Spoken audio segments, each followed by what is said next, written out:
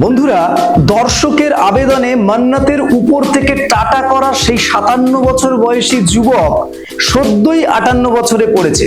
তিনি বর্তমানে খুবই খুশি, কারণ পরপর বেশ কিছু সিনেমা ফ্লপ যাওয়ার পর হঠাৎ করে পাঠান এবং জওয়ানের মতন সিনেমা বক্স অফিসে একটা দারুণ রেজাল্ট করে। বর্তমানে তিনি কিন্তু আবার একটা নতুন সিনেমায় আসছেন, যেখানে তিনি কিন্তু সুপারস্টার নয়, তার পাশাপাশি পরিচালক রাজকুমার হিরানি নামক আরেকজন সুপারস্টার রয়েছে। ফলত সিনেমা ডাঙ্কি সম্পর্কে মানুষের অন্যরকম ধারণা নিশ্চয়ই আছে। ফলে বন্ধুরা, ডাঙ্কির টিজার কিন্তু রিলিজ হয়ে গেছে এবং সেই টিজার দেখে মনে হচ্ছে সেই পুরনো সময়, অর্থাৎ মৃদু মৃদু গতিতে চলে যাওয়া ট্রেন এবং দরজা ধরে সেই সিমরান সিমরান করে ডাকা সেই এসআরকে আর ডাঙ্কির এসআরকে এর মধ্যে কি কোনো রকম তফাৎ আপনারা পাচ্ছেন?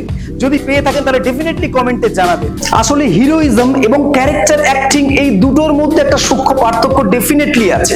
তো আমরা অবশ্যই হিরোইজম যে ফ্যাক্টরটা, সেটাকে আমরা নাকচ করছি না, তার জায়গায় তারা আছে, কিন্তু যেখানে ক্যারেক্টার অ্যাক্টিং ডিমান্ড করে সেখানে হিরোইজম ঠিক কতটা মানানসই সেটাই জাস্ট জানার বিষয়। আপনারা জানলে অবশ্যই কমেন্ট করবেন এবং জানাবেন যে আপনাদের সত্যি সত্যি ট্রেজারটা কেমন লাগলো।